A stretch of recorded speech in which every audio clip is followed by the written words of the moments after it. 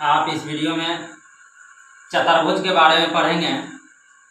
चार भुजाओं से घिरा क्षेत्र को चतुर्भुज कहते हैं, जबकि चतुर्भुज कई प्रकार के होते हैं। आज आप इस वीडियो में चतुर्भुज को पहचानने के तरीका जानेंगे। सबसे पहले चित्र जो है से देखिए और इसको पहचानिए। ये जो है इसको कहते हैं आयत, इसको कहते हैं आयत ABCD। ये भी चार भुजा से घिरा क्षेत्र है। चार भुजाओं से घिरा हुआ क्षेत्र को चतुर्भुज कहते हैं, जबकि सभी चतुर्भुज एक बराबर जैसा नहीं होता है। अब यहाँ पर देख लेते हैं कि इसमें भी चार भुजा है, इसको चतुर्भुज कहेंगे, लेकिन चतुर्भुज होते हुए भी इसका नाम है आयत। कारण यह है कि जिसके आमने सामने का भुजा बराबर हो, जिसके आमने सामने के भुजा बराबर हो उसको चतुर्भुज आयत कहते हैं, चतुर्भुज में आयत कहते हैं। और जैसे AB बराबर A से B तक की दूरी जितना होगा उतना ही D से C तक की दूरी होगा। तो AB बराबर CD होगा तो उसको आयत कहेंगे, या AD बराबर BC हो तो इसको कहेंगे आयत। में दूसरा बात कि इसका आपस में दोनों विकर्ण जो है बराबर होता है, आपस में विकर्ण जो है बराबर होता है। तो इसे मान लेते हैं कि BD बराबर AC।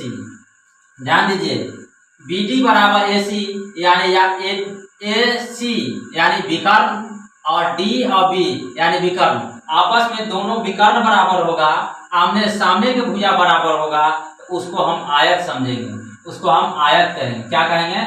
आयत। क्या कहेंगे? आयत। इसका नाम हो गया आयत। ठीक है, पहचानने में कोई दिक्कत नहीं होगा क्योंकि आपको अच्छी तरीके से बताया जा रहा है। यह देख लीजिए कि चार भुजा से घिरा क्षेत्र को चतुर्भुज कहते हैं, परंतु आमने सामने के भुजा बराबर हो और दोनों विकर्ण बराबर हो तो उसका नाम होता है आयत, उसका नाम होता है आयत। आगे जो प्रश्न है,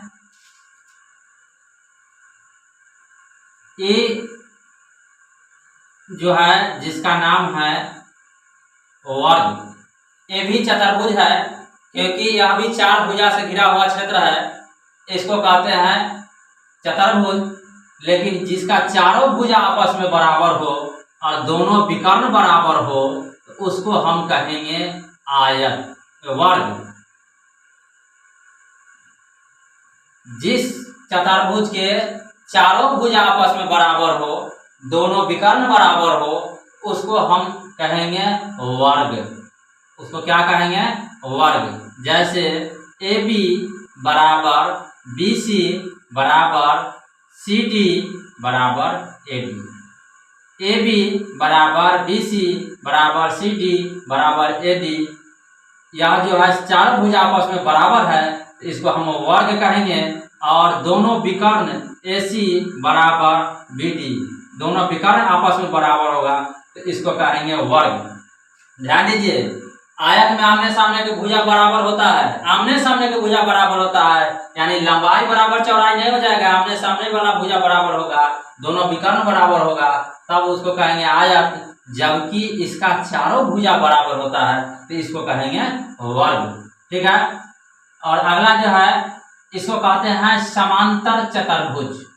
जिसका अंतर समान हो, जिसका अंतर समान हो, चार भुजाओं से घिरा क्षेत्र को चतुर्भुज कहते हैं, और जिसका अंतर समान हो उसको कहेंगे समांतर चतुर्भुज।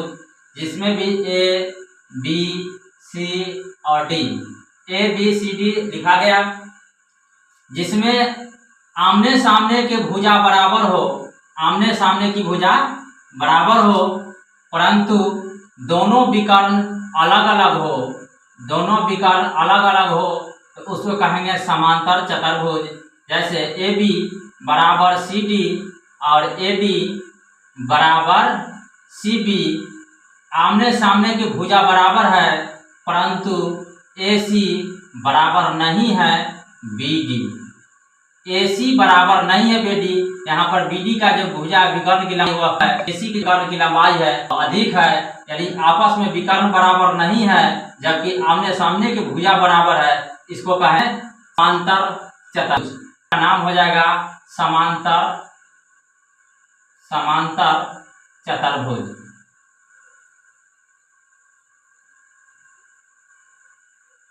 समांतर चतुर्भुज। अब आ गया समलंब चतुर्भुज। इसको कहते हैं समलंब चतुर्भुज।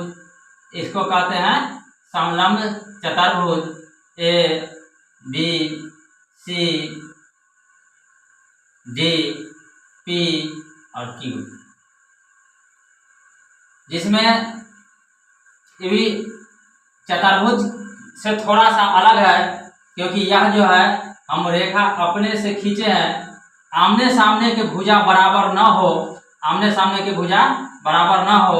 जैसे ए बी बराबर नहीं है पी और क्यू, पी से दूरी क्यू के बराबर नहीं है। ए बी बराबर जो है सी डी है, जो कि हम मानक है, माने हुए हैं। और ए पी बराबर बी क्यू है, जिसमें एक जो है वो वर्ग बनता है, जिसका नाम है ए बी सी डी।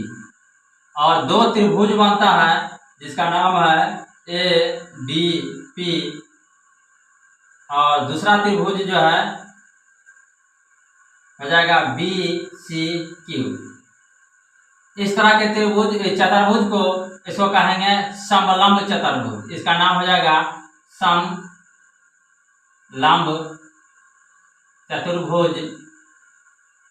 समलंब चतुर्भुज। इसका नाम हो जाएगा वर्ग। इसका नाम जो है हो जाएगा वर्ग, और इसका नाम जो है आयत हो जाएगा। एक बार ध्यान से अच्छे से देख लीजिए, ये जो है समलंब चतुर्भुज है, ये जो है समांतर चतुर्भुज है, ये आयत है और यह वर्ग है, और सभी चार भुजाओं से घिरा हुआ क्षेत्र है। इसीलिए चतुर्भुज तो सब है, लेकिन सभी चतुर्भुज अलग अलग है। आशा करते हैं कि आप अच्छे से इसको पहचान गए होंगे। अगर नहीं पहचाने हैं तो इस वीडियो को बार बार चला करके